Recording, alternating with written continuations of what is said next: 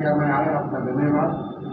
हमारे नवनियुक्त प्रभारी और AICC के नए जनरल सेक्रेटरी जनाब डॉक्टर सैयद नासिर हुसैन साहब हमारे बीच में हैं। बाकी तो आप जानते हैं हमारे सदर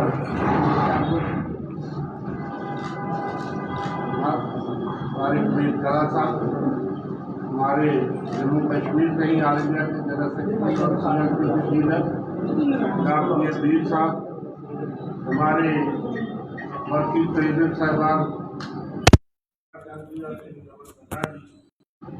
मनोज यादव जी, हमारे जो जम्मू कश्मीर के AICC सेक्रेटरी हैं, वेद महाजन जी के बाद उनके आपसे मुलाकात जरूरी थी। ये मेडन विजिट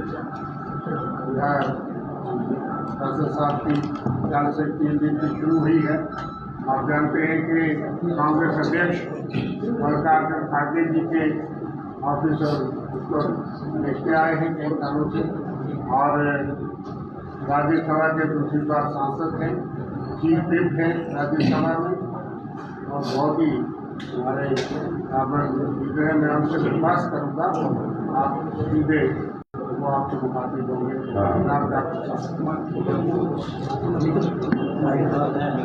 नमस्कार।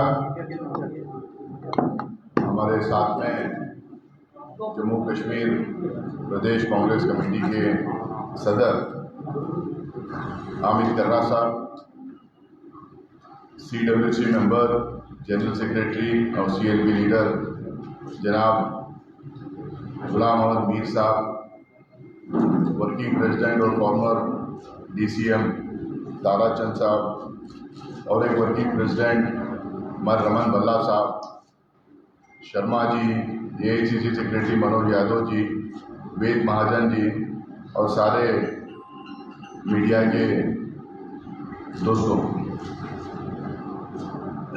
अभी शर्मा साहब कह रहे थे कि मेरा पहले मेडिन विजिट है, इसके पहले भी मैं आया हूँ और इसी हॉल में चुनाव के टाइम पे प्रेस कॉन्फ्रेंस किया था। आप में से कई लोग उसमें थे जो अच्छे से कवर भी किए थे। General secretary incharge Jammu and Kashmir और लद्दाख का बनने के बाद ये पहली विजिट मेरी है। कल मैंने आके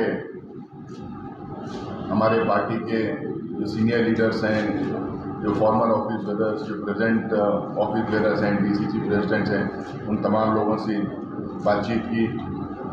रात में हमारे जो सबसे ज़्यादा सीनियर लीडर हैं, लीडरशिप जो है, उनसे अलग से बैठ के बातचीत की। संगठन का हाल, पार्टी के पोजीशनिंग, ये सारी चीज़ें बड़ी विस्तार से बड़ी डिटेल में हम लोगों ने बात की। और आगे जम्मू रीजन के लिए क्या रोड मैप रहेगा, कैसा हम लोग पार्टी को मजबूत करेंगे, कैसा संगठन खड़ा करेंगे, क्या इश्यूज टेकअप करेंगे, क्या खामियां इलेक्शंस में हमारे रहे हैं, इन तमाम चीज़ों को लेकर हम लोग कल बातचीत की। आज भी पूरे कार्यकर्ता को, पूरे हमारे वर्कर्स जो हैं, पूरे जम्मू रीजन के जितने भी आ रहे हैं, सबसे मैं अलग अलग से मिलने की कोशिश कर रहा हूँ, ताकि उनके ग्रीवेंसेस हैं, उनके सजेशंस हैं, उनका कामकाज रहा है, उनका कॉन्ट्रीब्यूशन पार्टी रहा है, उन तमाम चीज़ों को मुझे समझने के लिए थोड़ा आसान हो। लेकिन आज ये प्रेस कॉन्फ्रेंस हम 3-4 इश्यूज़ को लेके इस प्रेस कॉन्फ्रेंस में हम लोग शामिल हुए हैं। एक तो मुझे आज यहाँ पे, कल और आज यहाँ पे, क्योंकि बहुत पहले हम लोगों ने डिसाइड कर लिया था कि 2 दिन जम्मू रीजन में टाइम देंगे करके। असल में मुझे दिल्ली में रहना था, मीर साहब को भी दिल्ली में आज रहना था, कल और आज, क्योंकि जिस तरीके का vendetta politics Bharatiya Janata party शुरू की, फिर से जिस तरीके से सोनिया गांधी जी पे और राहुल गांधी जी पे अटैक करने की कोशिश कर रहे हैं, जिस तरीके से वो बदनाम करने की कोशिश कर रहे हैं, जिस तरीके से हमारी पार्टी की छवि खराब करने के लिए, डिस्क्रेडिट करने के लिए, फैमिली को डिस्क्रेडिट करने के लिए जो कोशिश कर रहे हैं, उसको लेके काफ़ी प्रोटेस्टों पे चल रहे हैं, काफ़ी पार्टी वर्कर्स लगे हुए हैं, बहुत आक्रोश है, गुस्सा है पार्टी वर्कर्स में, और वो तमाम चीज़ों को ऑर्गेनाइज करने के लिए हम लोग को सीनियर लीडरशिप वहाँ पर रहना चाहिए था। आप तमाम लोगों को पता है ये इशू नया नहीं है, पुराना इशू है। 7-8 साल के इशू को लेके वो time to time Satana, harass करना, टॉर्चर करना, ये कोशिश कर रहे हैं। ये पहला इशू मुझे लगता है कि 75 साल की हमारी पार्लियामेंट्री डेमोक्रेसी में करीब करीब 80 साल होने आ रहे हैं। ये पहली बार ऐसा हो रहा है। ये एक ऐसा इशू है जिसमें ना तो मनी लॉन्डर्ड हुआ है, ना पैसा किसी को दिया गया है, ना पैसा बैंक से निकाला गया है, ना प्रॉपर्टी किसी को दी गई है, ना प्रॉपर्टी कहीं से ट्रांसफर भी है, ना कोई मनी ट्रेल है। बिना मनी ट्रेल के पहली बार ऐसा है कि आरोप लगाया जा रहा है कि किसी ने पैसे दे दिया। ये नॉन प्रॉफिट ऑर्गेनाइजेशन है और नॉन प्रॉफिट ऑर्गेनाइजेशन में यहाँ तक के सैलरीज तक ये लोग नहीं ले रहे, सैलरीज नहीं ले रहे, मीटिंग में जो बैठते हैं सिटिंग फीस होती है वो सिटिंग फीस नहीं ले रहे, कहीं पैसा कहीं से कहीं ट्रांसफर होते हुए दिखाई नहीं दिया, कहीं पैसा कैश करते हुए दिखाई नहीं दिया, कहीं पैसा एक जगह से लेके कहीं और दूसरी जगह दिया गया है वो भी नहीं दिखाई देता। ये पहला एक अनोखा केस है। पता नहीं ये कैसा ऐसा केस बन सकता है जिसमें कोई मनी लॉन्डर्ड ही नहीं हो, उसमें मनी लॉन्ड्रिंग केस हो रहा है। ये एकदम साफ है। जिस तरीके के तीखे सवाल इन लोगों को पूछे गए थे पिछले सेशन में, पिछले 2 सेशन से जिस तरह से अपोजिशन लगातार इनके ऊपर हावी हुई थी, जो इनके शॉर्टकमिंग्स हैं, इनके नाकामयाबियां हैं, जिस तरह से एक्सपोज करने की कोशिश की, वक्फ बिल में भी जिस तरह से ये बैकफुट पे थे, इन तमाम चीज़ों को लेकर उनको लगा है कि अटेंशन, देश का अटेंशन डाइवर्ट करना चाहिए। जो मूल क्वेश्चन देश के सामने आ जाए, बेरोजगारी, गरीबी, एमएसएमई सेक्टर में एमएसएमई सेक्टर को जो ख़त्म किया जा रहा है, जो रुपया लगातार गिरते जा रहा है डॉलर के मुकाबले में, पाउंड के मुकाबले में जो लगातार गिरते जा रहा है, जो एक्सटर्नल अफेयर्स कम्प्लीटली जो मेसअप किए हैं, जो टैरिफ्स लगाए जा रहे हैं, जो लगातार सामान्य पदार्थों की जो प्राइसेस बढ़ते जा रहे हैं, पेट्रोल डीजल दाम के लगातार जो बढ़ते जा रहे हैं, इन तमाम सवालों से, चाइनीज एग्रेशन एक तरफ है, इन तमाम सवालों के को लेके, इन तमाम इश्यूज के लेके जो सवाल हम लोग खड़ा कर रहे हैं, उससे अटेंशन डाइवर्ट करने के लिए इन्होंने फिर से वेंडेटा पॉलिटिक्स शुरू की है। मैं आप लोगों को आपके माध्यम से भाजपा की सरकार में बताना चाहता हूँ कि कांग्रेस जो है अंग्रेज के ज़माने में अंग्रेजों को देख के कभी नहीं डरी, उनके खिलाफ खड़ी रही, उनके खिलाफ लड़ते रही। उसी तरह से कांग्रेस पार्टी आज भी, जो लोग अंग्रेजों का रोल आज अदा कर रहे हैं, जो इस देश को डिवाइड करने की कोशिश कर रहे हैं, समाज में जो फूट डालने की कोशिश कर रहे हैं, उनसे बिल्कुल कांग्रेस पार्टी डरेगी नहीं। और गांधी तो डरेगी ही नहीं। राहुल गांधी जी को जितना उन्होंने तंग करने की कोशिश की, टॉर्चर करने की कोशिश की, हरास करने की कोशिश की, भारत जोड़ो यात्रा में जिस तरह से वो रोड़े डालने की कोशिश की, उसको कि जगह जगह में उनका मजाक उड़ाने की कोशिश की, उनके खिलाफ केसेस करने की कोशिश की, देश के कोने कोने में उनके खिलाफ केसेस, उनके स्टेटमेंट्स को लेकर केसेस वगैरह डालने की कोशिश की। लेकिन राहुल गांधी जी डरे नहीं, डरेंगे भी नहीं, पीछे हटेंगे भी नहीं, लड़ते रहेंगे। जो एक हमारा आइडिया ऑफ इंडिया है, जो हमारे स्वतंत्र आंदोलन के जो सेनानी थे, जो लीडर थे, जो रहनुमाए थे, जो एक विजन था उनका, जो एक ख्वाब उन्होंने देखा था, उसको रियलाइज करने के लिए कांग्रेस पार्टी बिल्कुल लड़ते रहेगी, डटे रहेगी और डरेगी नहीं। ये अब दूसरी बात जो है, आपको पता है कि कल सुप्रीम कोर्ट में हियरिंग थी। सुप्रीम कोर्ट में जो तुषार मेहता जी थे, जो सरकार की तरफ से जो खड़े हुए थे, वक्फ अमेंडमेंट वाला जो बड़ा मामला देश में चल रहा है, जो एक झूठ के बुनियाद के ऊपर, ये भी पहली बार ऐसा हो रहा। पहले झूठ बोला गया, मिस इन्फॉर्मेशन पूरे देश भर में फैलाया गया, पूरा उनका इको सिस्टम, पूरा गोदी मीडिया उनका लग गया था कि वक्फ के खिलाफ बोलो, इतना बोलो कि आम आदमी भी मानने लगे। लेकिन जब जेपीसी में, मैं भी जेपीसी का मेंबर रहा हूँ कांग्रेस की तरफ से, जेपीसी में जब हम लोगों ने इनसे सवाल करने लगे, जब इनको लॉजिक पूछने लगे, जब इनसे डेटा मांगने लगे, तो बिल्कुल इनके पास कोई जवाब नहीं था। और बुलडोज करके जेपीसी में, आज जो किरण रिजिजू का कल मैं इंटरव्यू देख रहा था, वो कह रहे थे 90% जेपीसी के रिकमेंडेशंस को अकोमोडेट किया गया है। मैं बोलना चाहता हूँ, वहाँ सिर्फ जो भाजपा के जो एमपीज थे, उनके रिकमेंडेशंस, उनके जो बातचीत थी, उसको शायद अकोमोडेट किए होंगे। पूरे जेपीसी के रिकमेंडेशन, पूरी जेपीसी की जो सोच थी, सजेशंस थे या अमेंडमेंट्स के खिलाफ जो उन्होंने बोला था, उसको किसी चीज़ को उसके ऊपर ध्यान भी नहीं दिया गया, उसको अकोमोडेट भी नहीं किया गया। अब उसके बाद में हम लोग को जब पार्लियामेंट में मौका मिला, सारे अपोजिशन पार्टीज के जो लीडर्स थे, लोकसभा में और राज्यसभा में सवाल खड़े किए और देश के सामने आप तमाम लोगों ने देखा, मैंने भी बात किया था, हम लोगों ने बड़े बड़े सवाल खड़ा किए। उसका एक सवाल का भी जवाब उन्होंने दिया नहीं।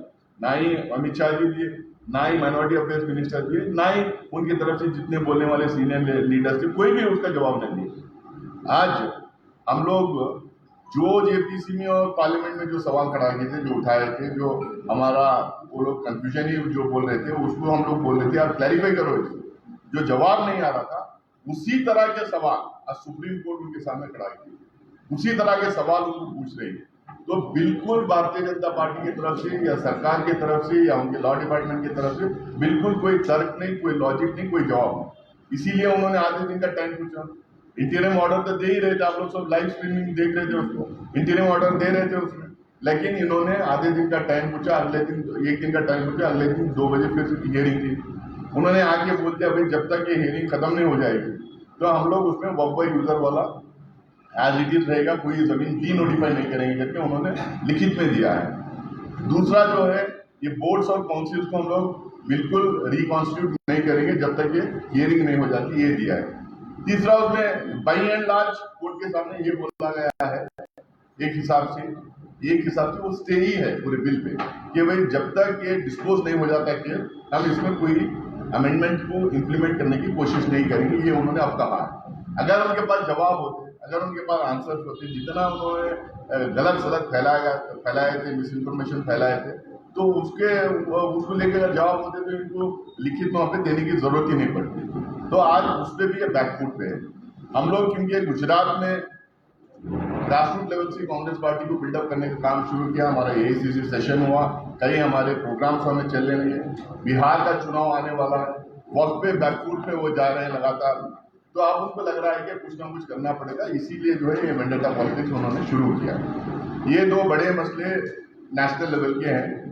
अब स्टेट पे आऊँगा तो चुनाव के टाइम पे मैं आपके सामने था, मैंने कई आप लोगों ने कवर भी किया, इंटरव्यूज में भी हम लोगों ने बोले कि 8-9 साल है, जितने भी साल उनकी सरकार और प्लस गवर्नर रूल था, उसमें जितने धांधलियां हुई और स्टेट रूट की जो मांग है, ये 2 बड़े मुद्दे हमारे सामने।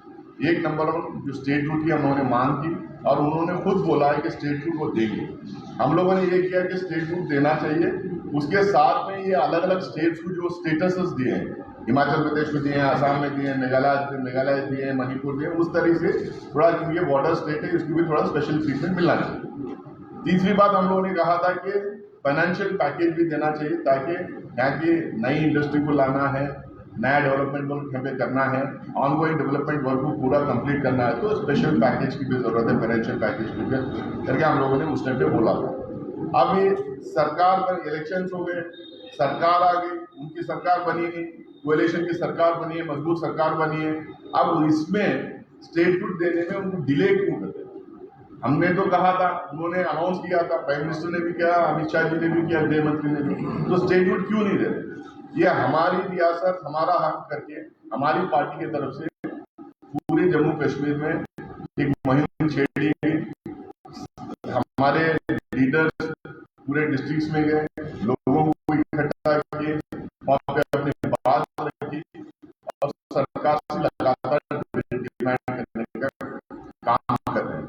तो ये डिमांड लगातार हम लोग करते हैं, उसके खिलाफ उसके लिए लड़ते हैं और पार्लियामेंट में हम लोगों ने बात करने की, अलग अलग बिल्स में बात उठाने की कोशिश की। कश्मीर की जब बात आई, बजट की बात आई, उसमें भी हम लोगों ने कहा, कई स्टेट्स का जब बजट आया तो कश्मीर का जिक्र हम लोगों ने किया। हमारी मीटिंग्स में हम लोगों ने रेजोल्यूशन पास की है कि स्टेट का डिमांड बता रहेगा, हम सेंट्रल गवर्नमेंट को पूरी तरह से दबाव डालेंगे वो स्टेट देने के लिए। हमारे अध्यक्ष जी भी पूरा प्राइम मिनिस्टर को इन दिनों चिट्ठी लिखने वाले हैं। और अहमदाबाद में हमारा एआईसीसी का जो सेशन था उसमें भी जो है रेजोल्यूशन में हम लोगों ने इंक्लूड किया है कि full state food Jammu Kashmir को मिलना चाहिए। वहाँ की आवाम को सिर्फ चुनाव करके सरकार बना देके फिर इंडायरेक्टली गवर्नर के थ्रू वहाँ पे रूल करने का नहीं होना चाहिए, यहाँ पे फुल स्टेट फूड देना चाहिए करके हमारे रेजोल्यूशन में हम इंक्लूड किया है। तो उसकी लड़ाई हम लड़ेंगे। और दूसरी तरफ जो है जो हम लोगों ने मैनिफेस्टो में अपनी बात कही थी, उस मैनिफेस्टो में इम्प्लीमेंट कराने की पूरी कोशिश करेंगे। जो स्कैम्स की हम बात की थी, उस स्कैम्स में इंक्वायरी करवाने का काम करेंगे, क्योंकि जितना भी लूटपाट हुआ है वो यहाँ की आवाम का पैसा है, वो यहाँ के लोगों का पैसा है, इनके लोगों के लिए जो पैसा था वो पैसा था। उसमें जो लूटपाट हुआ है उसमें कौन जिम्मेदार है, उसको हम लोग इंक्वायरी के थ्रू सजा दिलवाने की कोशिश करेंगे। इसके साथ में हमारे पार्लियामेंट में जब भी कश्मीर की, जम्मू कश्मीर की बात आती है या नहीं तो टेलीविजन चैनल्स में जम्मू कश्मीर की बात आती है तो सेंट्रल गवर्नमेंट लगातार क्लेम करने की कोशिश करती है कि यहाँ पे मिलिटेंसी खत्म हो गई। वो ये बार बार क्लेम करने की कोशिश करते हैं कि सुख शांति में लोग जी रहे हैं, बहुत तरक्की हो रही है। तो हम लोगों को जब आंकड़े उनसे पूछते हैं तो उनके पास आंकड़े नहीं होते, कई बार तो झूठ भी बोल देते हैं। तो इनसे हम लोग पूछना चाह रहे हैं, अगर सब कुछ ठीक है तो 2023 की मिलिटेंसी लगातार कैसा बढ़ते गई। यहाँ पे 2 मेजर इन्फिल्ट्रेशन के अटेम्प्ट हुए हैं, जिसमें 5 हमारे जवान को मारे थे, उसमें एक जेसीओ भी थे, 4 पुलिसमैन की इंजुरीज भी थी। उसके अलावा हमारे 50 लोग जो हमारे पुलिस हैं, आर्मी पर्सनल्स हैं, जवान हैं, उसमें सब 50 लोग हमारे मारे गए हैं। हमारे सिक्योरिटी फोर्सेस, हमारी पुलिस, हमारे आर्मी, बीएसएफ, ये सभी बहुत बहादुरी से लड़ रहे हैं, उनका सामना कर रहे हैं, डट के खड़े हुए हैं। जम्मू कश्मीर के लोगों को इलाज देने का काम कर रहे हैं और उनको सुख शांति से जीने का काम कर रहे हैं। लेकिन सवाल ये उठता है, जिसके अंडर आर्मी है, जिसके अंडर बीएसएफ है, जिसके अंडर सिक्योरिटी की पूरी जिम्मेदारी है, जो होम मिनिस्ट्री और डिफेंस मिनिस्ट्री के अंडर जो आती है, जो वो लोग क्लेम कर रहे हैं कि सब कुछ ठीक है, तो ये मैं आंकड़े दे रहा हूँ, फिर ये क्यों हो रहा है? तो इसके लिए जिम्मेदार तो वही, उनको जवाब देना चाहिए। गलत जवाब देके, गलत आंकड़े देके आप देश को गुमराह नहीं कर सकते। जो असली हकीकत यहाँ पे जमीन पे है, उसको जो है अपने दिमाग में रखते हुए उनको जवाब देना चाहिए कि आखिरकार मिलिटेंसी जम्मू रीजन में पूरा क्यों बढ़ रही, कश्मीर में बढ़ रही, सब जगह भी मुझे पता चला कि हर डिस्ट्रिक्ट में जो है फैल रही, तो क्यों फैल रही, कैसा फैल रही, ये लोग कर क्या रहे हैं, जो बड़े बड़े दावे करने वाले हैं। तो ये सब बातें हैं। इसके अलावा हमारे संगठन को हम लोग मजबूत करना चाह रहे हैं, हमारी पार्टी को खड़ा करना चाह रहे हैं। हम लोग हर गांव, हर कॉन्स्टिट्यूंसी, हर शहर, हर गांव, हर मोहल्ला, हर बूथ में पार्टी को खड़ा करने का काम करेंगे। हमारा मानना ये है, हमारी एक नेशनल पार्टी है, पुरानी पार्टी है, देश को आज़ादी दिलाने वाली पार्टी है और देश के लिए जो ख्वाब देखे थे आज़ादी के आंदोलन में हमारे रहनुमा सब, तो उसको रियलाइज़ करने के लिए, उसको उस तरीके के हिंदुस्तान बनाने के लिए अगर कोई पार्टी सक्षम है देश में तो सिर्फ कांग्रेस पार्टी है। उतार चढ़ाव होता है, चुनाव जीतना हारना होता है, लेकिन लगातार हमारे लक्ष्य की तरफ बढ़ने के लिए हम लोग कोशिश करना है, मेहनत करना है। उस राह में पूरे हिंदुस्तान में हम लोग